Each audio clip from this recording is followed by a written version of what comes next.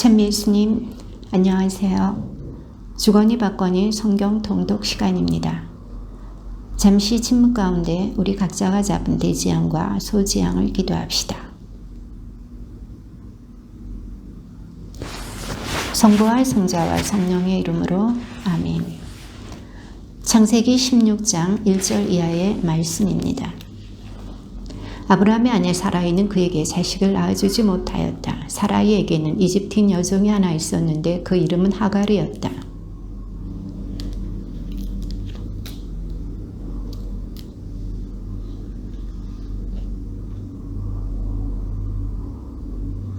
그리하여 아브라함의 아내 사라이는 자기의 이집트인 여종 하갈을 데려다 자기 남편 아브라함에게 아내로 주었다. 아브라함이 가나안 땅에 자리 잡은 지 10년이 지난 뒤의 일이었다.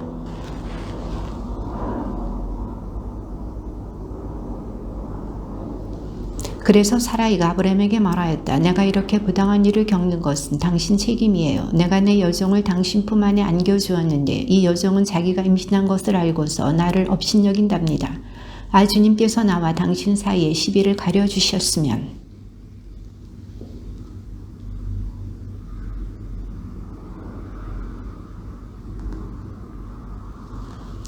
주님의 천사가 광야에 있는 샘터에서 하가르를 만났다. 그것은 수르로 가는 길가에 있는 샘이었다.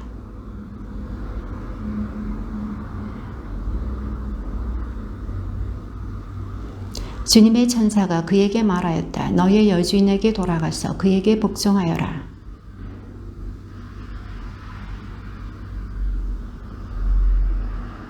주님의 천사가 또 그에게 말하였다. 보라, 너는 임신한 몸 이제 아들을 낳으리니 그 이름을 이스마엘이라 하여라. 내가 고통 속에서 부르짖는 소리를 주님께서 들으셨다.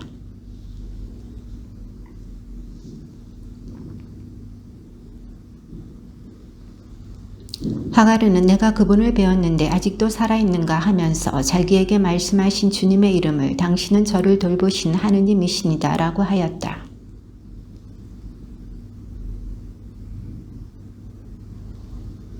하가르는 아브라함에게 아들을 낳아주었다. 아브라함은 하가르가 낳은 아들의 이름을 이스마엘이라 하였다.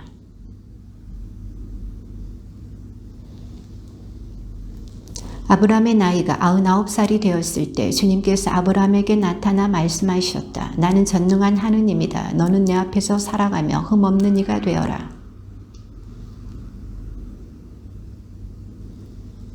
아브라함의 얼굴을 땅에 대고 엎드리자 하느님께서 그에게 이르셨다.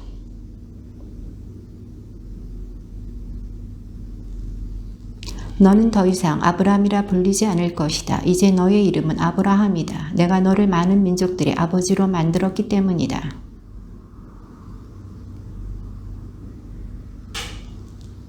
나는 나와 너 사이에 그리고 내 뒤에 오는 후손들 사이에 대대로 내 계약을 영원한 계약으로 세워 너와 내 뒤에 오는 후손들에게 하느님이 되어주겠다.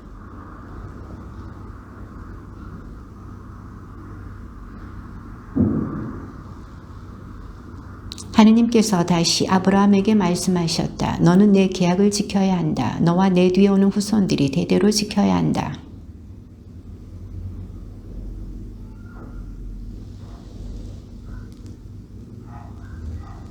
너희는 포피를 베어 할례를 받아야 한다. 이것이 나와 너희 사이에 세운 계약의 표징이다.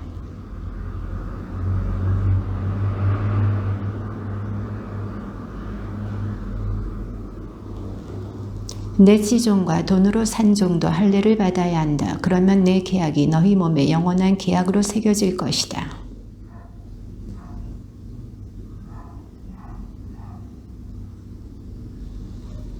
하느님께서 다시 아브라함에게 말씀하셨다. 너희 아내 사라이를 더 이상 사라이라는 이름으로 부르지 마라. 사라가 그의 이름이다.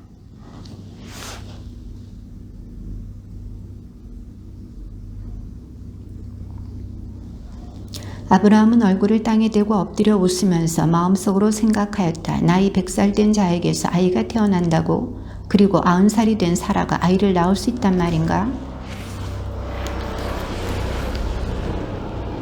하느님께서 말씀하셨다. 아니다. 너희 아내 사라가 너에게 아들을 낳아줄 것이다. 너는 그 이름을 이스하악이라 하여라. 나는 그의 뒤에 오는 후손들을 위하여 그와 나의 계약을 영원한 계약으로 세우겠다.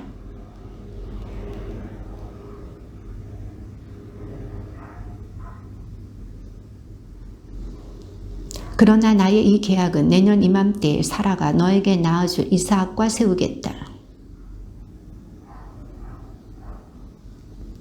아브라함은 그날로 자기 아들 이스마엘과 시종들과 돈으로 산 종들 곧 아브라함의 집안 사람들 가운데서 남자들을 모두 데려다가 하느님께서 자기에게 이르신 대로 포피를 베어 할례를 베풀었다. 그의 아들 이스마엘이 포피를 베어 할례를 받았을 때 그의 나이는 13살이었다.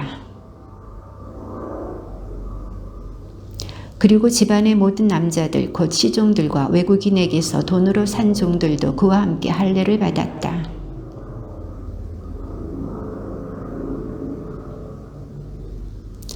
그가 눈을 들어보니 자기 앞에 세 사람이 서 있었다. 그는 그들을 보자 천막 어귀에서 달려나가 그들을 맞으면서 땅에 엎드려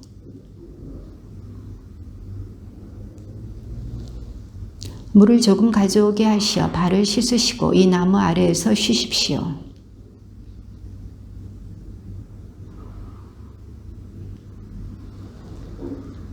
아브라함은 급히 천막으로 들어가 사라에게 말하였다. 빨리 고운 밀가루 3수알을 가져다 반죽하여 빵을 구우시오.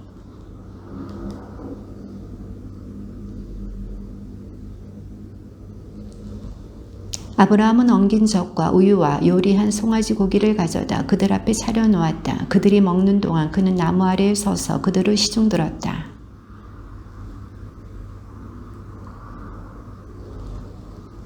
그러자 그분께서 말씀하셨다. 내년 이때 내가 반드시 너에게 돌아올 터인데 그때는 너희 안에 사라에게 아들이 있을 것이다. 사라는 아브라함의 등 뒤 천막 어귀에서 이 말을 듣고 있었다.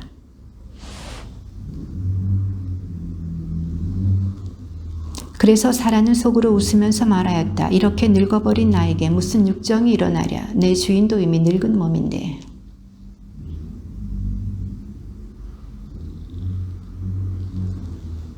너무 어려워 주님이 못할 일이라도 있다는 말이냐. 내가 내년 이맘때에 너에게 돌아올 터인데 그때에는 사라에게 아들이 있을 것이다.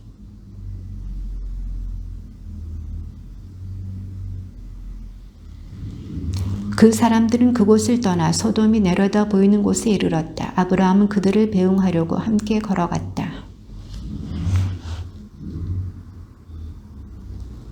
아브라함은 반드시 크고 강한 민족이 되고 세상 모든 민족들이 그를 통하여 복을 받을 것이다.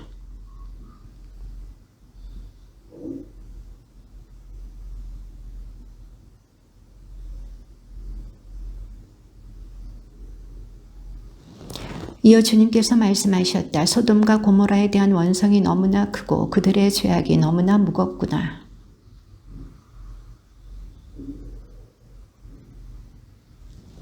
그 사람들은 거기에서 몸을 돌려 소돔으로 갔다. 그러나 아브라함은 주님 앞에 그대로 서 있었다. 혹시 그 성읍 안에 의인이 10명 있다면 그래도 쓸어버리시렵니까? 그 안에 있는 의인 10명 때문에라도 그곳을 용서하지 않으시렵니까?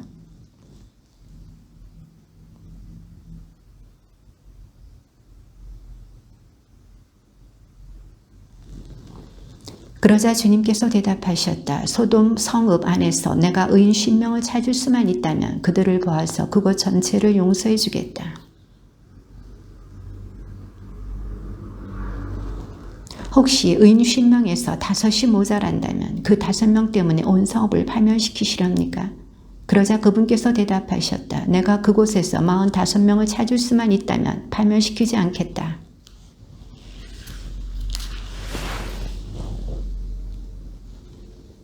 그가 말씀드렸다. 제가 아랜다고 주님께서는 노여워하지 마십시오. 혹시 그곳에서 30명을 찾을 수 있다면? 그러자 그분께서 대답하셨다. 내가 그곳에서 30명을 찾을 수만 있다면 그 일을 실행하지 않겠다.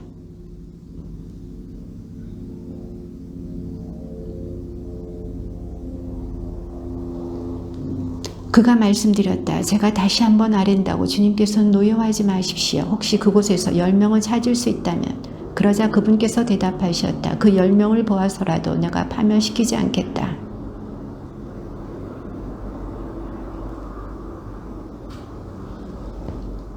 저녁 때에 그 두 천사가 소돔에 이르렀는데 그때 롯은 소돔 성문에 앉아 있었다. 롯이 그들을 보자 일어나 맞으면서 얼굴을 땅에 대고 엎드려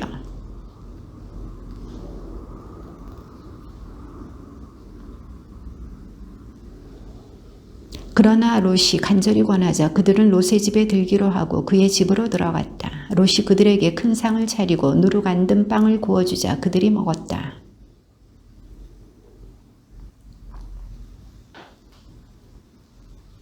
그러고서는 롯을 불러 말하였다. 오늘 밤 당신 집에 온 사람들 어디 있소? 우리한테로 데리고 나오시오. 우리가 그 자들과 재미 좀 봐야겠소. 말하였다. 형제들 제발 나쁜 짓 하지들 마시오.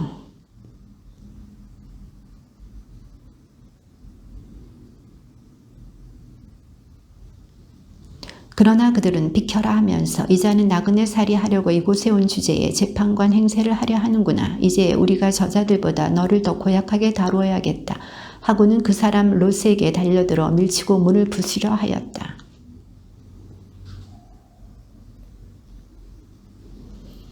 그리고 그 집 문 앞에 있는 사내들을 아이부터 어른까지 모두 눈이 멀게 하여 문을 찾지 못하게 만들었다.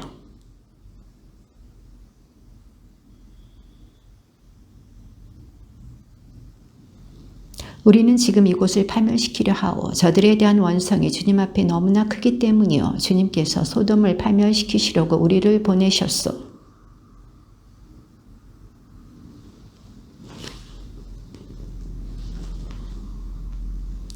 동이틀 무렵에 천사들이 롯을 재촉하며 말하였다. 자, 이 성읍에 벌이 내릴 때 함께 휩쓸리지 않으려거든 그대의 아내와 여기 있는 두 딸을 데리고 어서 가시오.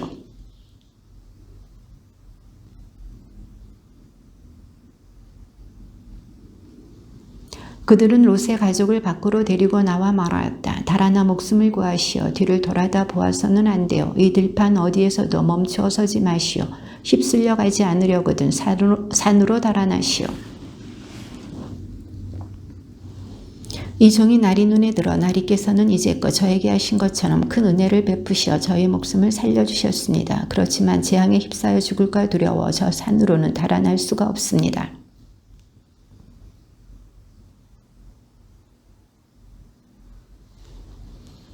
그러자 그가 롯에게 말하였다. 좋소. 내가 이번에도 그대 얼굴을 봐 그대가 말하는 저 성읍을 멸망시키지 않겠소.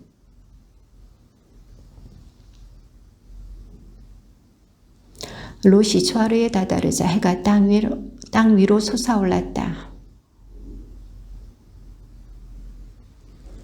그리하여 그 성읍들과 온 들판과 그 성읍의 모든 주민 그리고 땅 위에 자란 것들을 모두 멸망시키셨다. 아브라함이 아침 일찍 일어나 자기가 주님 앞에 서 있던 곳으로 가서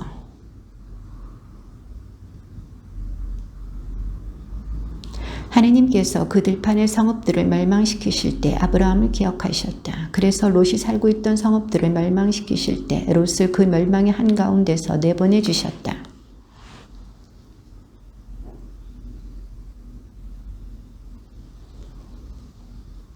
그때 맏딸이 작은딸에게 말하였다. 우리 아버지는 늙으셨고 이 땅에는 세상의 풍속대로 우리에게 올 남자가 없구나. 그날 밤에 그들은 아버지에게 술을 들게 한 다음 맏딸이 가서 아버지와 함께 누웠다. 그러나 그는 딸이 누웠다 일어난 것을 몰랐다.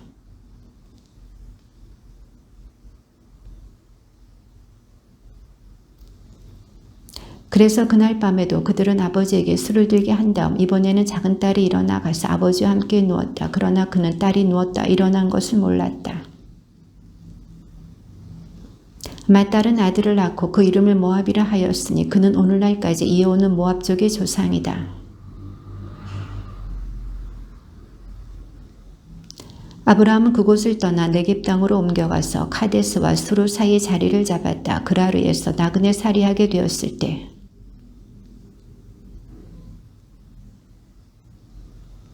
그날 밤 꿈에 하느님께서 아비멜렉에게 나타나 말씀하셨다. 내가 데려온 여자 때문에 너는 죽을 것이다. 그 여자는 임자가 있는 몸이다. 아브라함 자신이 저에게 이 여자는 제 누이입니다 하였고 그 여자 또한 스스로 그는 제 오라비입니다 하지 않았습니까? 저는 흠없는 마음과 결백한 손으로 이 일을 하였습니다.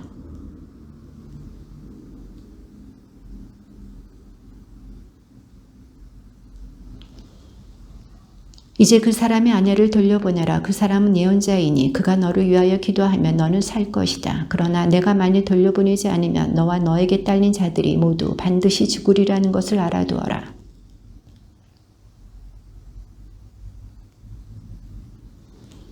아비멜렉은 아브라함을 불러 그에게 말하였다. 그대는 어째서 이런 짓을 하였소? 내가 그대에게 무슨 죄를 지었기에 그대는 나와 내 왕국에 이렇게 큰 죄를 끌어들였소? 그대는 해서는 안 될 일을 나에게 저질렀소.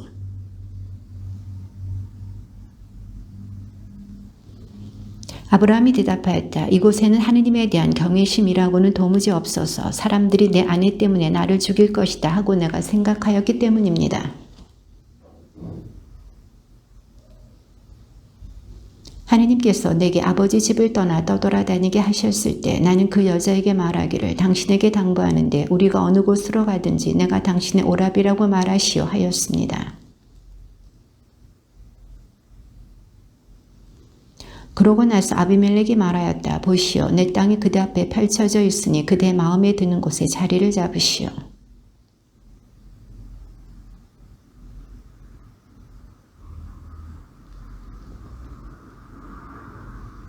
이에 아브라함이 하느님께 기도하자 하느님께서는 아비멜렉과 그의 아내와 그의 여종들의 병을 고쳐주셨다. 그래서 그들은 다시 아이를 낳을 수 있게 되었다. 주님의 말씀입니다.